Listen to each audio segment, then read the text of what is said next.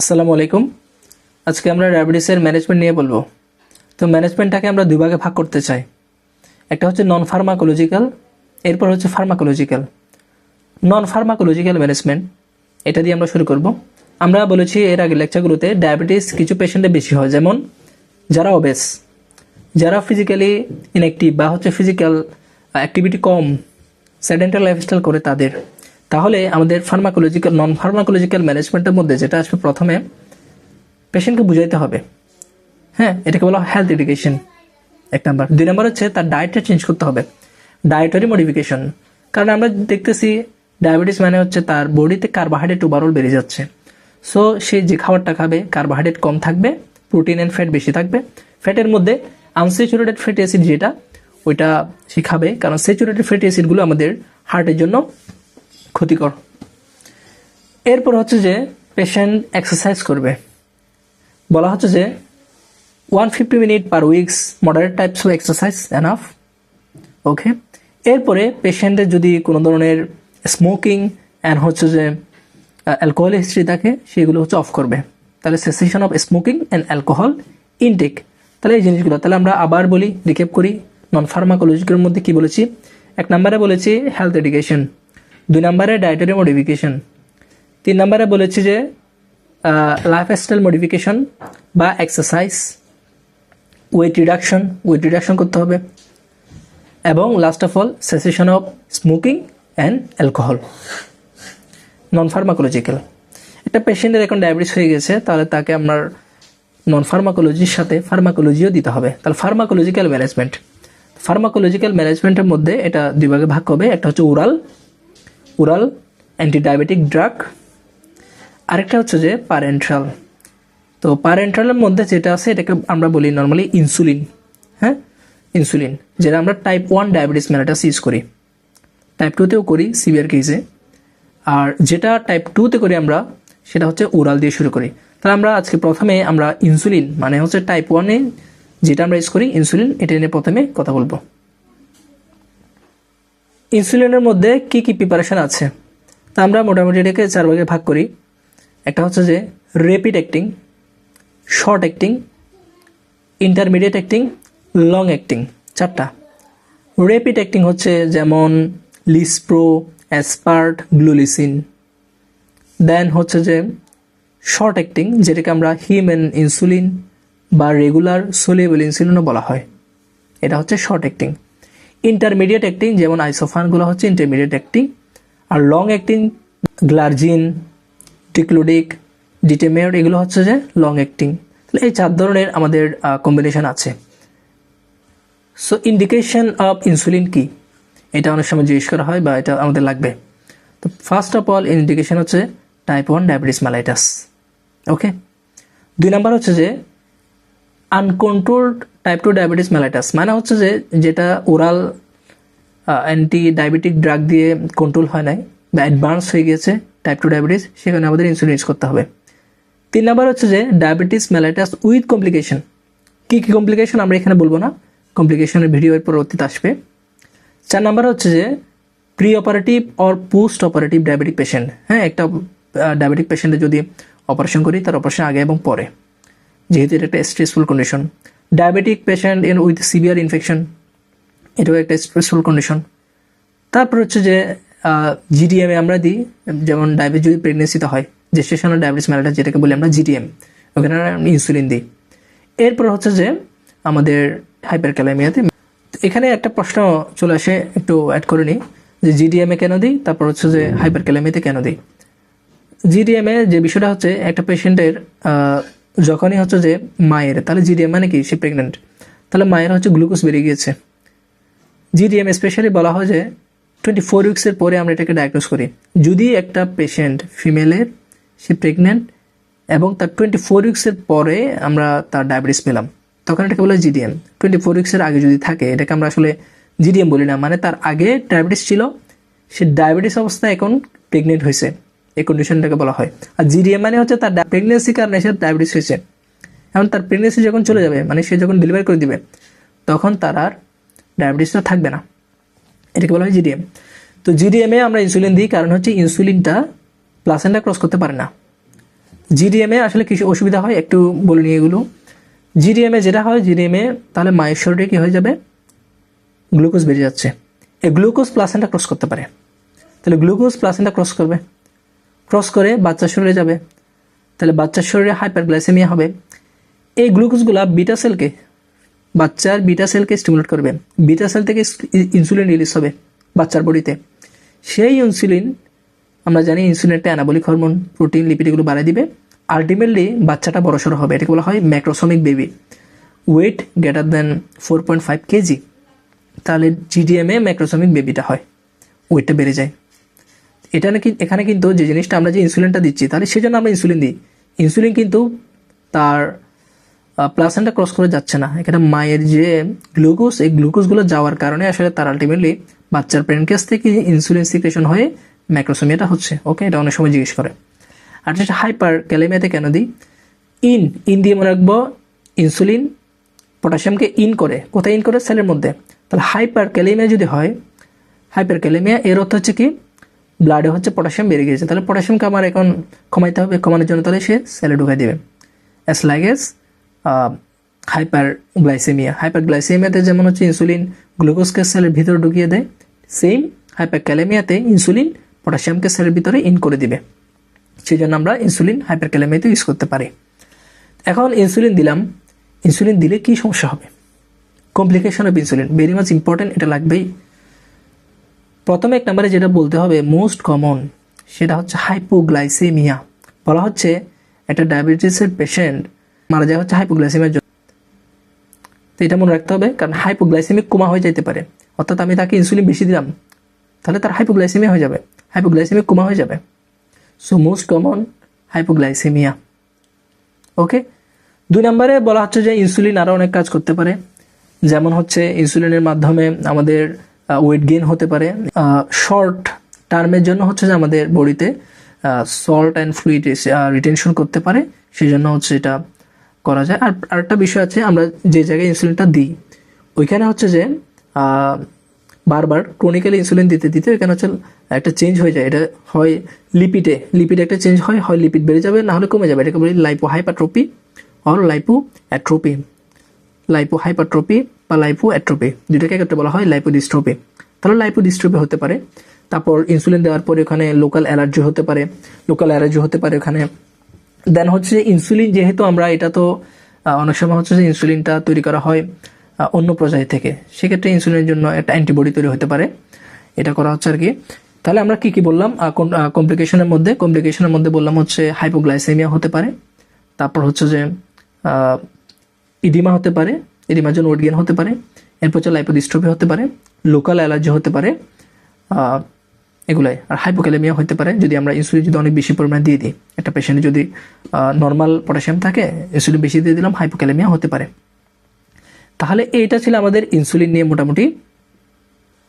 আচ্ছা, এখন আমরা হচ্ছে যে ওরাল যে হাইপোগ্লাইসেমিক ড্রাগগুলো ইউজ করি, আমরা এটা নিয়ে একটু বলতে চাই। তো ওরালের মধ্যে আমরা কয়েকটা ভাগে ভাগ করি, তো জাস্ট ড্রাগগুলোর নাম বলতেছি, এগুলো খুব বেশি ডিটেলস আমরা যাবো না, এগুলো ফার্মাকোলজিতে আপনারা পড়েছেন। তো এটার মধ্যে একটা আছে, কিছু ড্রাগ আছে যেমন এরা ইনসুলিন সিক্রেশন বাড়ায়, এটাকে বলা হয় ইনসুলিন সিক্রেটোগক, ইনসুলিন সিক্রেশন বাড়ায়। যেমন হচ্ছে যে সালফোনাইল ইউরিয়া গ্রুপের ড্রাগ, যেমন আমরা যদি কয়েকটা মনে রাখি, যেমন গ্লিক্লাজাইড, গ্লিমেপিরাইড, এই দুইটা মনে রাখবো। তারপর হচ্ছে যে সালফোনাইল ইউরিয়া, তো একটা গেল। আরেকটা হচ্ছে যে ম্যাকলিটিনাইট, এটা হচ্ছে ইনসুলিন সিক্রেটোগক, মানে ইনসুলিন সিক্রেশন বাড়ায়। এরপরে কিছু ড্রাগ আছে যারা ইনসুলিন সেন্সিটিভিটি বাড়ায়, এদেরকে বলা হয় ইনসুলিন সেন্সিটাইজার। যেমন হচ্ছে বিগুয়ানাইটের আন্ডারে আছে মেটফরমিন, ফেনফরমিন আমরা ইউজ করি না, এটা ল্যাকটিক অ্যাসিড ইউজ করে অনেক বেশি, আমরা মেটফরমিনটা কমনলি ইউজ করি, এটা একটু জানতে হবে। আরটা হচ্ছে থাইজোলিডিন ডাইন, এটাও হচ্ছে আমাদের ইনসুলিন সেন্সিটিভিটি বাড়ায়। তাহলে ইনসুলিন সেন্সিটাইজার দুইটা, একটা হচ্ছে যে বিগুয়ানাইটের মধ্যে মেটফরমিন, আরটা হচ্ছে থাইজোলিডিন ডাইন, এখানের মধ্যে কি আছে পায়োক্লিটাজন, রোসিক্লিটাজন, এগুলা। আরও কিছু ড্রাগ আছে, যেমন আমরা জাস্ট একটা নাম মনে রাখবো, যেমন হচ্ছে যে আলফা গ্লুকোসাইডেস ইনহিবিটর, এখান থেকে মনে রাখবো অ্যাকারবোস। এরপর হচ্ছে যে কিছু ড্রাগ আছে ইনক্রেটিন নামক একটা ইফেক্ট আছে। ইনক্রেটিন ইফেক্টটা কি, আমাদের বডিতে কিছু সাবস্টেন্স আছে যেমন গ্লুকাগন লাইক পেপটাইড 1, এই সাবস্টেন্সটা কি করে, এটা গ্লুকোজের মতো কাজ করে বিটা সেলে যায়, বিটা সেল থেকে ইনসুলিন সিক্রেশন বাড়ায়। হ্যাঁ, গ্লুকোজের মতো কাজ করে, এটাকে বলা হয় ইনক্রেটিন ইফেক্ট, গ্লুকাগন লাইক পেপটাইড 1। তো এখন আমি যদি বডিতে গ্লুকাগন লাইক পেপটাইড 1টা বাড়াইতে পারি কোনোভাবে, তাহলে সে একটা ইনক্রেটিন ইফেক্ট দিবে, মানে সে হচ্ছে যে ইনসুলিন সিক্রেশনটা বাড়াবে। তাহলে এটার উপর ভিত্তি করে দুইটা ড্রাগ তৈরি হয়েছে। একটা ড্রাগ হচ্ছে যে directly glucagon like peptide 1 analogue, তো এটা আমরা প্যারেন্টালি দিই, কিন্তু আমরা এখানে যেহেতু ওরালি পড়তেছি তাহলে এটা এখানে আনবো না। আরেকটা ড্রাগ আছে যেটা হচ্ছে যে গ্লুকাগন লাইক পেপটাইড 1, এটাকে ভাঙতে দেয় না। একটা এনজাইম আছে ডাইপেপটাইডিল পেপটাইডেস 4, এই এনজাইমটা গ্লুকাগন লাইক পেপটাইড 1কে ভেঙে দেয়। তাহলে আমি যদি এনজাইমটাকে ইনহিবিট করতে পারি তাহলে গ্লুকাগন লাইক পেপটাইড 1 বেড়ে যাবে। এই যে এটার ইনহিবিটরি হচ্ছে একটা ড্রাগ আছে, এটাকে বলা হয় ডাইপেপটাইডিল পেপটাইডেস 4 ইনহিবিটর। এই ড্রাগটা আমরা ইউজ করতে পারি। ওকে, আরেকটা ড্রাগ আমাদের খুবই গুরুত্বপূর্ণ লাগবে, যেটা আমরা হাইপারটেনশন, তারপর হচ্ছে সাথে হচ্ছে ডায়াবেটিস, এগুলোতে ইউজ করি এবং হার্ট ফেলিয়ার অনেক সময় ইউজ করি, SGLT2 ইনহিবিটর। এটা আসলে কী করে, এটা হচ্ছে আমাদের প্রক্সিমাল, আমরা জানি আমাদের গ্লুকোজ এবং সোডিয়াম এটা মেনলি রিঅ্যাবজর্পশন হয় প্রক্সিমাল টিবিউল থেকে, কিডনির। তাহলে আমি যদি এখানে এটা যদি রিঅ্যাবজর্পশনটা বন্ধ করে দিতে চাই এই চ্যানেলটা দিয়ে, তাহলে গ্লুকোজ সাথে হচ্ছে সোডিয়াম আর বডি থেকে বের হয়ে যাবে। তো সেজন্য আমরা হচ্ছে SGLT2 ইনহিবিটর এটা ইউজ করি, যেমন এম্পাক্লিব, ফ্লোজাসিন, কানাক্লিফ্লোজাসিন, এগুলো আমরা ইউজ করি আর কি। তো এটা খুবই গুরুত্বপূর্ণ একটা ড্রাগ। এখন এই ড্রাগগুলো জানলাম, এখানের মধ্যে কয়েকটা ড্রাগ খুবই গুরুত্বপূর্ণ যেগুলো আমরা কমনলি ইউজ করি খুব বেশি, যেমন হচ্ছে মেটফরমিন, এটা খুব বেশি আমরা ইউজ করি। তারপর হচ্ছে ইদানিং আমরা হচ্ছে SGLT2 ইনহিবিটর এটাও ইউজ করি। তাহলে এই ড্রাগগুলো ইউজ করার সময় আমাদের ইন্ডিকেশনটা একটু জানতে হবে, কাকে কখন দিব, এবং হচ্ছে সাথে জানতে হবে যে তাদের কোনো অ্যাডভার্স ইফেক্ট আছে কিনা। এখানে আরেকটা প্রশ্ন করা হয় যে এই ড্রাগগুলোর মধ্যে কিছু ড্রাগ আছে ওয়েট গেইন করে, কিছু ড্রাগ আছে ওয়েট লস করে, কিছু ড্রাগ আছে কোনো কিছু করে না। তো এটা অনেক সময় জিজ্ঞেস করা হয় ওয়েটের সাথে রিলেশনটা। তাহলে ওয়েট গেইন করে এরকম ড্রাগগুলো কী কী, আমি জাস্ট নামগুলো বলে দিচ্ছি, আপনারা নোট করে নেন। এটা হচ্ছে সালফোনাইল ইউরিয়া, এটা হচ্ছে ওয়েট গেইন করে। তারপর হচ্ছে ম্যাগলিটিনাইট, এটাও ওয়েট গেইন করে। এবং একটা হচ্ছে থাইজোলিজিন ডাইন, এটাও ওয়েট গেইন করে। এই তিনটা হচ্ছে ওয়েট গেইন করে। তাহলে তিনটা কি কি, একটা হচ্ছে সালফোনাইল ইউরিয়া, ম্যাগলিটিনাইট, আর একটা হচ্ছে থাইজোলিজিন ডাইন। ওয়েট লস করে কারা, ওয়েট লস করে হচ্ছে মেটফরমিন এক। 2 নম্বর হচ্ছে SGLT2 ইনহিবিটর, এই দুইটা হচ্ছে ওয়েট লস করে। আর দুইটা আছে যারা হচ্ছে নিউট্রাল, যেমন হচ্ছে আমরা বলেছি ডাইপেপটাইডিল পেপটাইডেস 4 ইনহিবিটর এটা, আরেকটা হচ্ছে আলফা গ্লুকোসাইডেস ইনহিবিটর, এই দুইটা হচ্ছে নিউট্রাল। তাহলে এটা অনেক সময় জিজ্ঞেস করা হয়। ওকে, এখন প্রথম ড্রাগ যেটা, আমরা যদি মেটফরমিন নিয়ে একটু কথা বলতে চাই। মেটফরমিন কি, মেটফরমিন আমরা কোথায় দিই, তাহলে আমরা এই ড্রাগগুলো দিচ্ছি ওরালগুলো, আমরা ওরালগুলো কোথায় দিই, টাইপ 2 ডায়াবেটিস মেলিটাসের মধ্যে। তো মেটফরমিনে কিছু সুবিধা আছে। কি সুবিধা আছে, মেটফরমিন হচ্ছে যে, তাহলে আমরা দেখেছি মেটফরমিন ওয়েট লস করে। তাহলে কোনো একটা পেশেন্ট যদি ওবেস হয়, সাথে টাইপ 2 ডায়াবেটিস হয়, তাহলে আমরা তাকে মেটফরমিন দিয়ে শুরু করতে পারি, লো ডোসে আস্তে আস্তে ডোজ বাড়াবো। আচ্ছা, মেটফরমিন, এরপরে মেটফরমিন হচ্ছে ড্রাগটাকে বলা হয় ইউগ্লাইসেমিক এজেন্ট বা ইউগ্লাইসেমিক ড্রাগ। মানে হচ্ছে যে মেটফরমিন দিলে পেশেন্টের হাইপোগ্লাইসেমিয়া হওয়ার যে চান্স, যেটা ইনসুলিন দিলে হয়, এরকম হাইপোগ্লাইসেমিয়া হওয়ার চান্সটা খুবই কম। তাহলে মেটফরমিন খুব ভালো করে ইউজ করা যায়। এবং আমরা দেখব ডায়াবেটিসের কিছু মাইক্রোভাস্কুলার এন্ড ম্যাক্রোভাস্কুলার কমপ্লিকেশন আছে, মেটফরমিন বলা হচ্ছে যে এই কমপ্লিকেশনগুলো কমায় এবং সে হচ্ছে ইনসুলিন সেন্সিটিভিটি বাড়াইতে পারে, আমরা দেখেছি ইনসুলিন সেন্সিটাইজার। সেজন্য আমরা মেটফরমিন ইউজ করতে পারি। অনেক সময় হচ্ছে পিসিওসিস মেয়েদের, যেটাকে বলা হয় পলিসিস্টিক ওভারিয়ান সিনড্রোম, এখানেও কিন্তু মেটফরমিন ইউজ করা যায়, হ্যাঁ, যেহেতু সে ওয়েট লস করতে পারে। সেজন্য আমরা মেটফরমিন আসলে ইউজ করি। তাহলে মেটফরমিন ইউজ করার জন্য কারণগুলো যদি আমরা একটা আবার রিক্যাপ করি, একটা হচ্ছে, প্রথম কারণ হচ্ছে ইউগ্লাইসেমিক এজেন্ট, এটা হাইপোগ্লাইসেমিয়া করে না। এরপর হচ্ছে এটা মাইক্রোভাস্কুলার ম্যাক্রোভাস্কুলার কমপ্লিকেশনগুলো কমায়, হ্যাঁ। আরটা হচ্ছে আমরা পলিসিস্টিক ওভারিয়ান সিনড্রোম এটা ইউজ করতে পারি, অবেস পেশেন্টের ইউজ করতে পারি যেহেতু ওয়েট লস করে। আর হচ্ছে যে কারো যদি প্রি ডায়াবেটিস থাকে, প্রি ডায়াবেটিস মানে এখন ডায়াবেটিস হয় নাই, আমরা তো প্রি ডায়াবেটিস পড়ে আসছি, ওইখানে আমরা হচ্ছে প্রিভেনশনের জন্য মেটফরমিন ইউজ করতে পারি আর কি। তো মেটফরমিন এটা ড্রাগটা দিলাম, ঠিক আছে। তাহলে মেটফরমিনের কি হতে পারে, এটার কি কমপ্লিকেশন আসতে পারে বা সাইড ইফেক্ট কি থাকতে পারে, এটা আমাদের একটু জানতে হবে মেটফরমিনের জন্য। মেটফরমিনের মেইনলি যেই সাইড ইফেক্টগুলো, এগুলো হচ্ছে জিআইটি আপসেট করে, anorexia, nausea, vomiting, abdominal discomfort করে মেটফরমিন মেইনলি। তারপর হচ্ছে যে মেটফরমিন হচ্ছে যে ভিটামিন B12 অ্যাবজর্পশনটা কমায় দেয়, তাহলে মেগালোব্লাস্টিক অ্যানিমিয়া অনেক সময় করতে পারে। আরেকটা গুরুত্বপূর্ণ জিনিস হচ্ছে ল্যাকটিক অ্যাসিডোসিস, এটা ফ্যানফরমিং একই গ্রুপের ড্রাগ, এটা বেশি করে, সেজন্য ফ্যানফরমিনটা এটা ইউজ করা হয় না। মেটফরমিনও ল্যাকটিক অ্যাসিডোসিস করতে পারে, সেজন্য যদি পেশেন্টের রেনাল ফেলিয়ার থাকে তাহলে তাকে কিন্তু মেটফর্মিন দেওয়া যাবে না। তো এটা আমাদের চিন্তা করতে হবে। মেটফর্মিন দেওয়ার আগে আমরা এটা চিন্তা করে নেব তার যে রেনাল ফেলিয়ার আছে কিনা। ওকে, তাহলে এই জিনিসগুলো গেল। এরপরে আমাদের যেমন সালফোনাইল ইউরিয়া, এটার আমরা বলেছি এটার কমপ্লিকেশন কি, এটার কমপ্লিকেশন হবে ওয়েট গেইন একটা, আর একটা কমপ্লিকেশন হচ্ছে এটা হাইপোগ্লাইসেমিয়া করতে পারে এটা একটা। ওকে, আর যে জিনিসটা আমাদের জানতে হবে সেটা হচ্ছে SGLT2 ইনহিবিটর, এটা একটু জানতে হবে এটা কমপ্লিকেশনটা হচ্ছে যে এই ড্রাগটা, তাহলে আমরা বলেছিলাম এটা হচ্ছে কি করে, এটা one kind of osmotic dialysis করে, সোডিয়াম এবং গ্লুকোজ একসাথে নিয়ে ইউরিনের সাথে চলে যায়।